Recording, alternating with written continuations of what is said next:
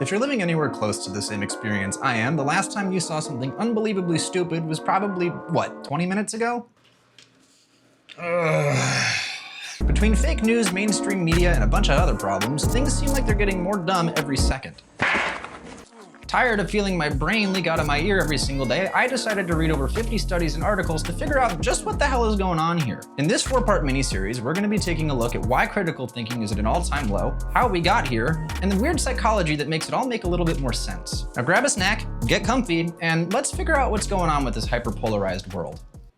You know, I saw this post the other day of a guy on Twitter frustratedly saying something along the lines of, it's really hard to argue with the left because they always use facts and sources and everything they say.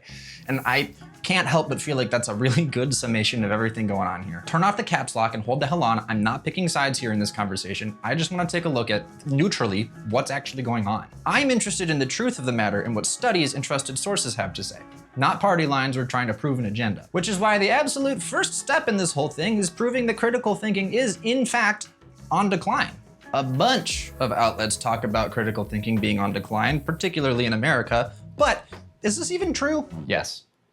That was a chart from a study by OECD, showing that American literacy and mathematics skills are down by 12% and 7% respectively from 2013. God knows where it is now. That same study also shows that the number of adults using the internet rose from 76% to 93% in a year. Considering the whole fake news and social media bias thing we're going to talk about in next week's episode, that is terrifying. Explains why there's so much just dumb everywhere.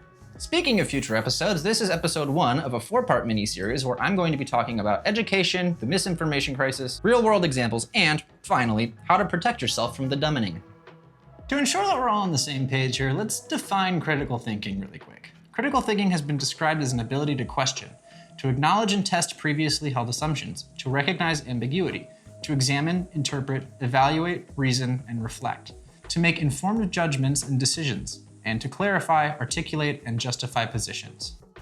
Before you turn your caps lock back on, I am well aware that there is no good brain not good no more meter telling us that we're down 37% in our logic and reasoning skills, but considering 45% of students show no improvement in critical thinking skills after a 4-year degree, and that many teachers can't even just agree on a definition of what critical thinking even is, it's pretty safe to say things are looking pretty grim. Basically, the way we can measure a decline in critical thinking skills is by putting a bunch of other studies together, like how fact-based journalism is basically pushing up daisies, kids' cognitive environments are changing fast, and how the United States government is run on live TV by a bunch of people in the prime age bracket for cognitive decline to start kicking in. So yes, critical thinking is absolutely on the decline, and I have all of the resources I've used linked in the description below if you want to verify that I actually did my due diligence. Through my over 6 hours of reading studies until my eyes turned into little raisins, I came to 7 potential causes, and a hypothesis of my own that wraps it all up with a nice little bow. This nightmare phenomenon comes down to these elements: poor education system, economic and geographic upbringing, social conditioning, the rise of fake news,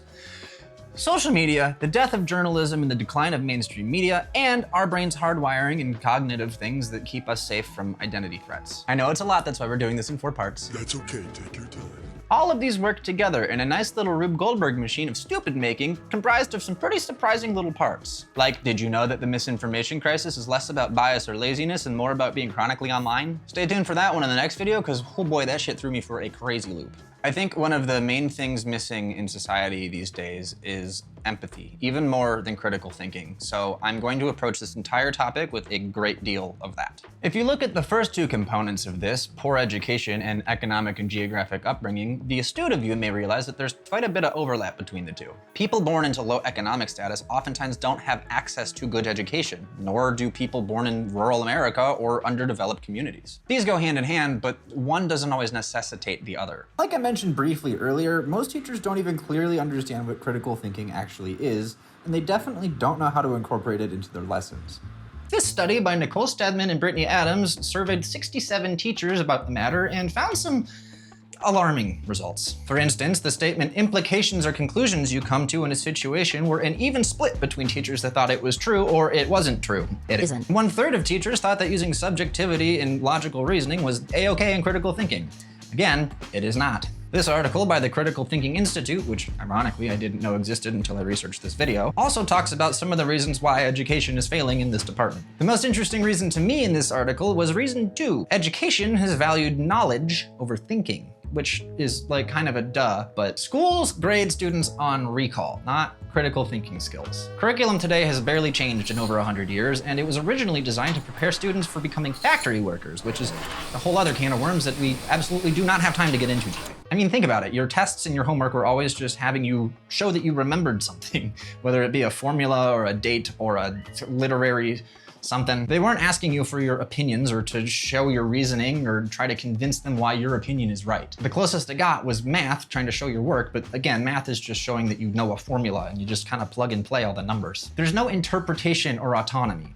Y equals mx plus b isn't critical thinking, it's a template. A study by Reboot in 2022 found that between 4th and 8th grade, there was a 49% drop in emphasis being placed on teaching critical thinking skills in school. And only 7 states had at least half of their 8th grade teachers continuing to put emphasis on critical thinking skills. Now combine this with the previous study that shows that most teachers don't know what critical thinking even is or how to teach it, and you've got a petri dish festering with the dumbing. Not to mention that 4th to 8th grade are some of the most important years for a child's development. Leaving critical thinking skills in the dust during this time frame is detrimental. Now take this fundamental issue of education just not teaching people something that's not inherent to them, and apply it to the super fun, mega exciting fact that it's gonna be way more of an issue in super impoverished areas.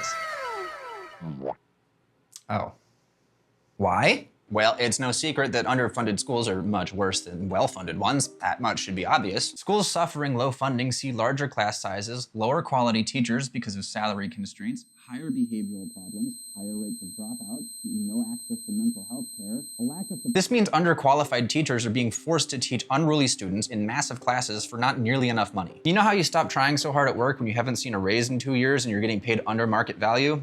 Yeah, same goes for teachers, especially teachers that have over 30 students in a class and half of them are suffering behavioral or mental health challenges and a third of them aren't showing up. Turns out teachers are people too, crazy. Schools are funded based on local property taxes. Urban schools are typically better funded than rural schools, but there's also a caveat of racial disparity in redline neighborhoods there. This is why you tend to see inner city schools worse off than suburban schools nearby. Remember, property taxes pay for public schools, and nearly half of all people in the US living in rural areas live in the South. The South also pays some of the lowest property taxes in the country.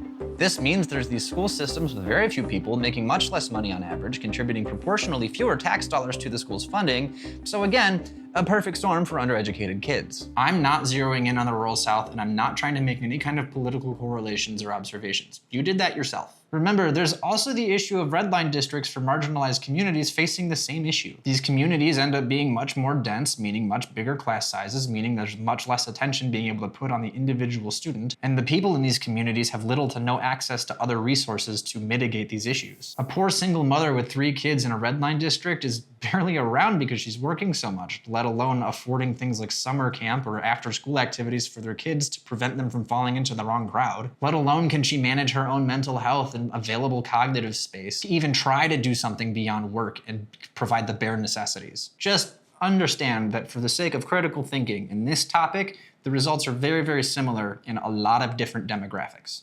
What's also similar between demographics is the social conditioning this brings. You have groups of people in the United States going through their own versions of economic disparity that means they can't get good educations through no fault of their own, and not receiving exposure or challenges that foster and enable critical thinking skills to develop. And this creates sort of a feedback loop.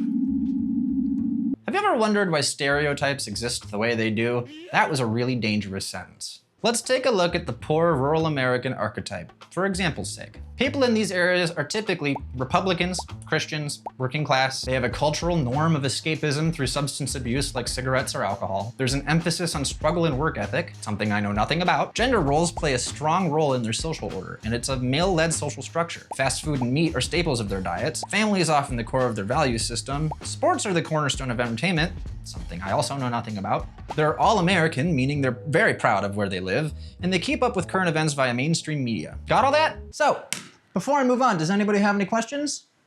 Hey, yeah, I got one. Yes, you over there. Who are you? Now, whether these things are represented to your standard or taste isn't important. You can think of any demographic and immediately imagine the stereotype that they follow, whether you agree with it or not, or you think it's harmful or not. The third video in this series, titled something I haven't come up with, so I'm not gonna say it, is going to go into how this works for different demographics, so definitely stay tuned for that if you're curious where you might fit into this equation. The rural American archetype, we'll call him Fred, follows this set of cultural criteria. Please just go with it for example's sake. I know there's nuance. Fred, because of where he was born, grew up poor on a farm and went to one of these underfunded schools. Fred's dad, Phil, also followed the rural American archetype, so Fred was raised by that example. Since Fred didn't get the best education, he never really thought to question his upbringing or what was expected of him. He was never really introduced to deductive reasoning or felt the need to question any of his beliefs. Fred married Martha in 1993 and they had 3 kids. Billy, born in 1990, he got to be the ring bearer. Sally, born in 1995, and Jimmy, born in 2006. Those years will be very important soon, trust me. Billy, Sally, and Jimmy were, of course, born into the same rural American archetype as Fred before them and Phil before him. Wait a minute. They all went to the same school and received a generally similar education. Not a good one. Billy grew up to be on the high school football team as the something, I don't know football. Sally followed in Martha's footsteps and got a job working at the dollar store with her when she was 16 and helped around the house with the chores. Jimmy was the black sheep. When he turned 10, he used his savings from working on the farm with Fred all of these years to buy himself the iPod Touch he's been wanting for a really long time. Billy was a jock. He hung out with other jocks with families that also followed the rural American archetype.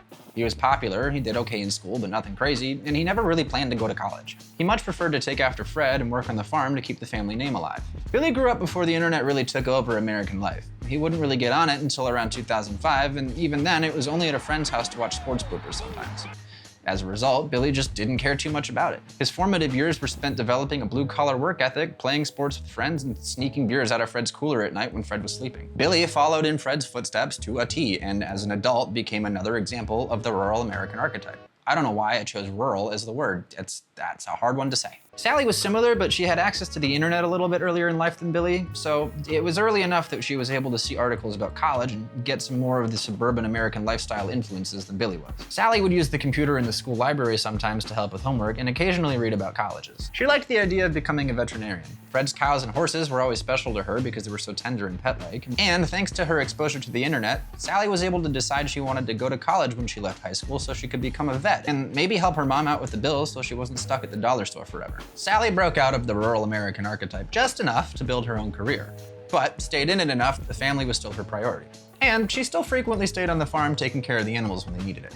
Jimmy, by contrast, was born when Sally was first getting onto the internet. Jimmy has never known a life without it. He still went to the same underfunded school, but they had 5 computers by the time he was in 5th grade, and computer learning was in the curriculum.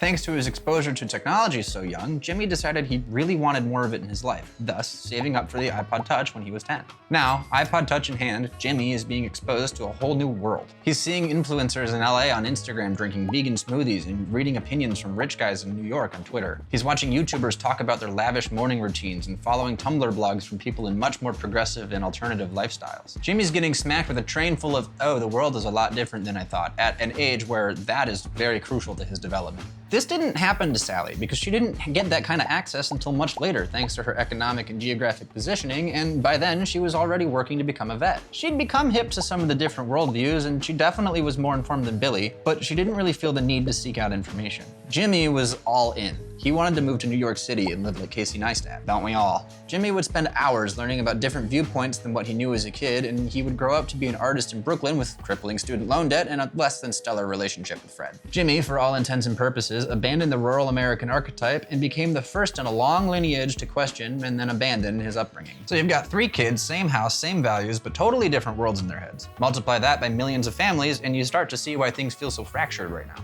When this pattern repeats across whole communities, dinner table talks turn into full-blown civil wars. And the scariest part is most of us don't even realize it's happening. The worst part about that is nobody thinks that they're part of the problem. Billy thinks Jimmy's been brainwashed by the internet. Jimmy thinks Billy's stuck in the past. Sally's stuck in the middle, desperately trying to keep the peace. And nobody in this situation has an inkling of what critical thinking means because they weren't given those resources. Not only did their school not teach them anything in the realm of critical thinking skills, their social conditions, aside from Jimmy, didn't enable that to become an unconscious process either. When we see people say mind-blowingly stupid shit and wonder what the hell happened to reasoning, we don't see the people for who they are or the situations that they've come through. We just see things through our own privileged lens. And it really is privilege. Only 43% of Americans report being satisfied with the American education system. And with such variety in the public school system and the private school system being so unreasonably expensive and also kind of hit or miss on education quality, if you went to a school with small class sizes, programming, and teachers that put an emphasis on critical thinking or deductive reasoning, you're incredibly lucky. And if you grew up at or above the median household income, you were most likely, by default, brought into social conditions that allowed you to, by default, unconsciously think a little bit critically and see different viewpoints in the world than your own.